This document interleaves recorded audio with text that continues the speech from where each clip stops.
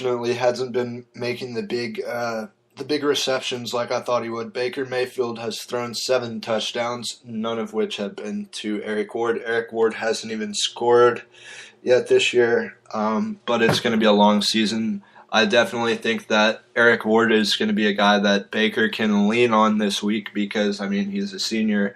He's been in the system a while, and he's proven he can make big plays. I mean, you saw the catches that he made in the bowl game against Minnesota to kind of move this team along and win them the game. I mean, he has the athletic ability to compete with the best players in the nation. And just because he's had an off couple weeks, I still think he's a legitimate contender for the Blitnikoff Award. Just give him, I think this week's going to be his breakout week, especially if Tech goes on to win this game. If Tech wants to win this game, they're going to have to play defense. They're going to have to stop Boykin on the defensive side of the ball, and they're going to have to move the ball down the field offensively. And third down is going to be key.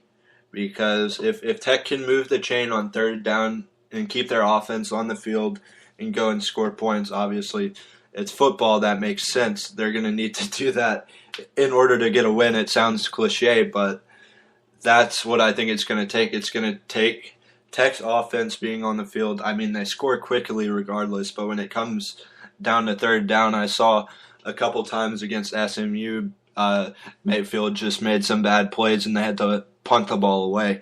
And scoring is going to be huge this week. I think it's going to be a high-scoring game. Like I said, TCU is favored by 4 points. And I could honestly see this game going either way. But if Tech wants to win, they have to move the ball offensively and play a little defense while they're at it.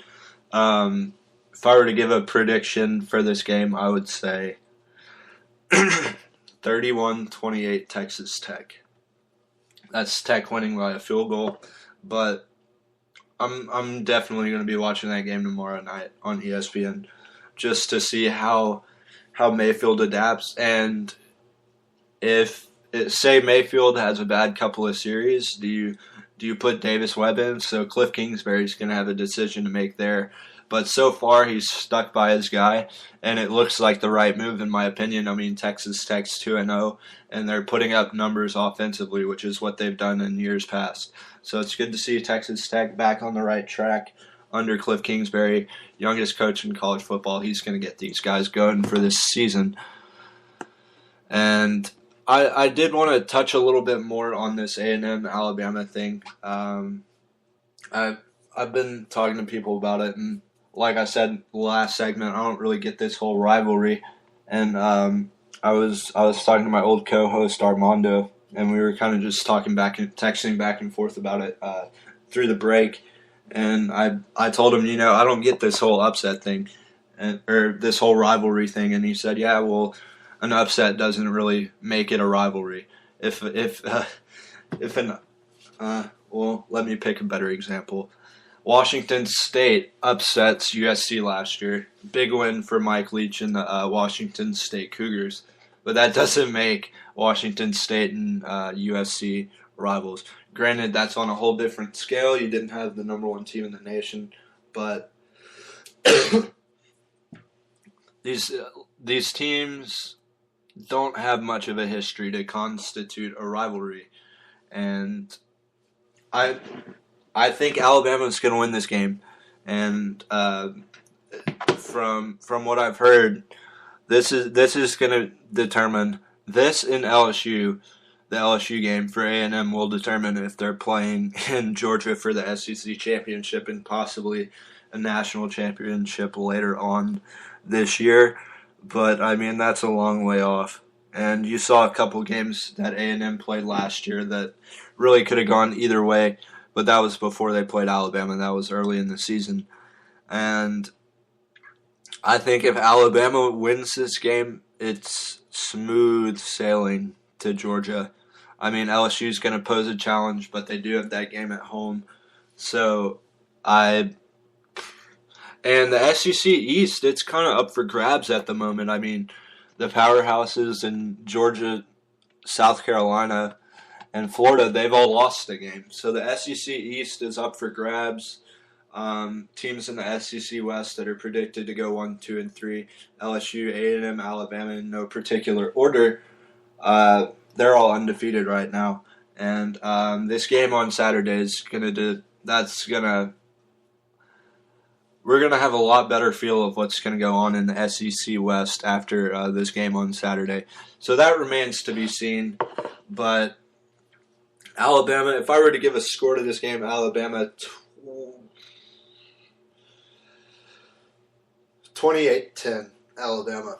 I think their defense is strong enough to shut Johnny Manziel down, and Alabama's rushing attack is good enough to run all over this defense. That's going to have some of their key players playing their first snaps of the season on Saturday, and that's going to be huge for A&M's defense. Just the fact that these guys haven't seen reps outside of practice, and the first game that they're playing just happens to be against the two-time defending national champions, and it's going to be a tall task, and people in College Station are obviously optimistic about it.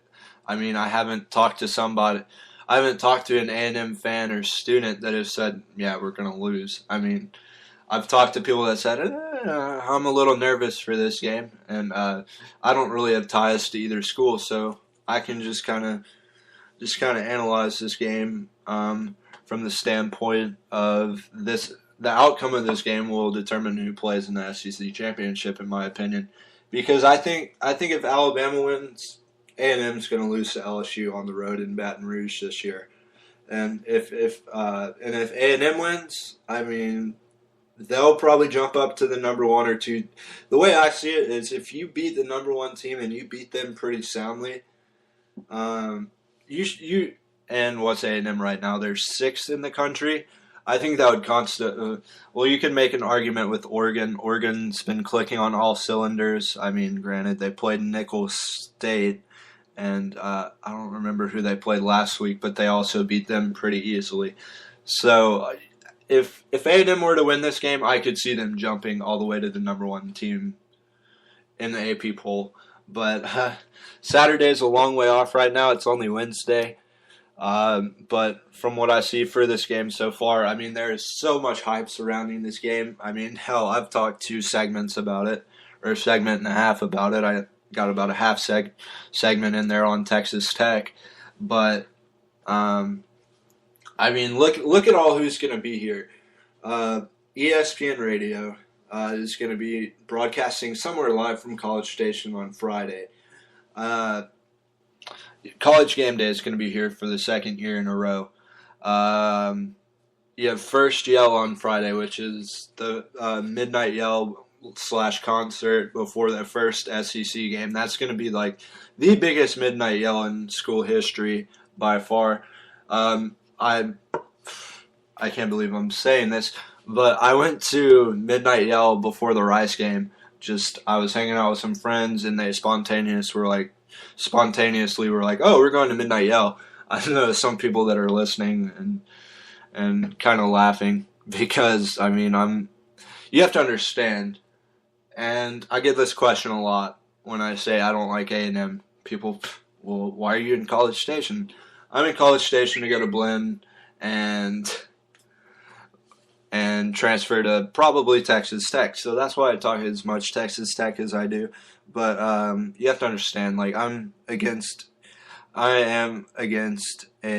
And I went to Midnight Yell, and we got there probably around 11:45, and we were, like, all the way at the top of the third deck. So I can't even imagine what First Yell is going to be like with the concert beforehand, and then game day being there the next morning, and CBS having a camera on Johnny Manziel at all times. Saturday is going to tell a lot. It's going to tell who's going to take the reins of the SEC West.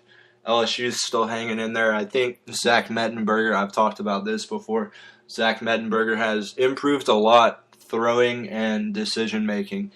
He's finally throwing that deep ball well.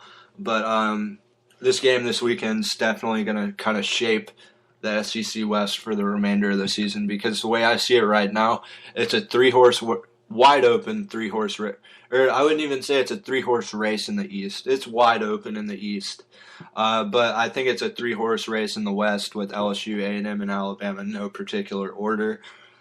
Like I said, Alabama 28, A&M 10. Alabama's defense is going to shut down Johnny Manziel just like they did in the second half last year. That's what a lot of people don't realize about that game last year. Not to take anything away from A&M, yes, they played a great game, but a lot of what they did was in the first half.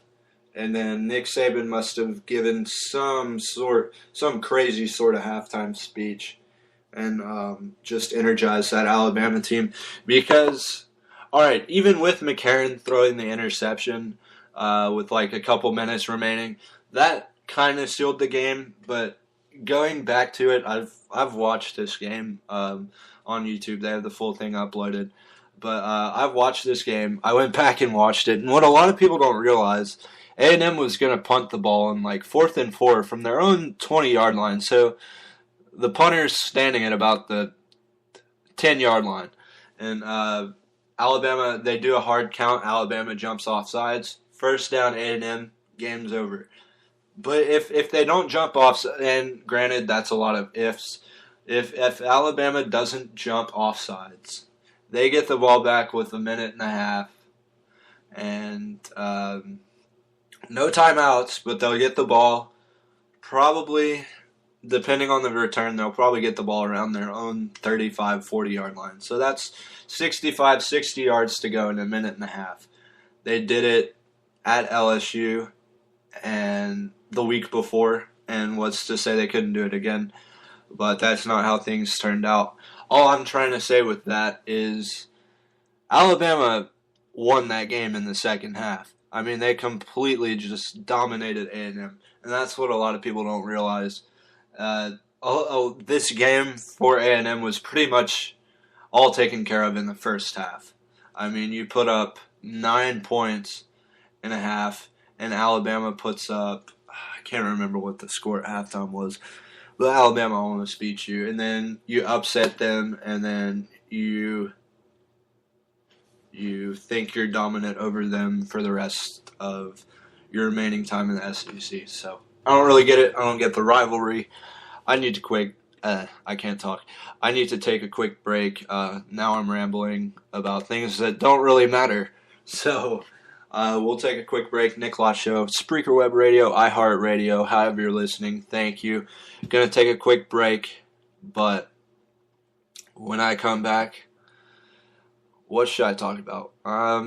We'll talk a little bit about this Oklahoma State investigation with NCAA violations. Be right back. Nick Lott Show, Spreaker Web Radio. Thank you for tuning in. Bud Light presents Real Men of Genius. Today we salute you, Mr. Giant Taco Salad Inventor. Mr. Giant Taco Salad Inventor. Ground beef, refried beans, guacamole, cheese, sour cream, and if there's any room left, a few shreds of lettuce. I don't see no lettuce. A culinary creation that baffles the human mind. A 12,000-calorie salad. Ah, caramba. Some may ask, is your taco salad healthy? Of course it is. It's a salad, isn't it? You can eat that deep-fried crunchy bowl. So crack open an ice cold Bud Light conquistador of the calorie. You put the feast in fiesta. Mr. Giant Taco Salad Inventor.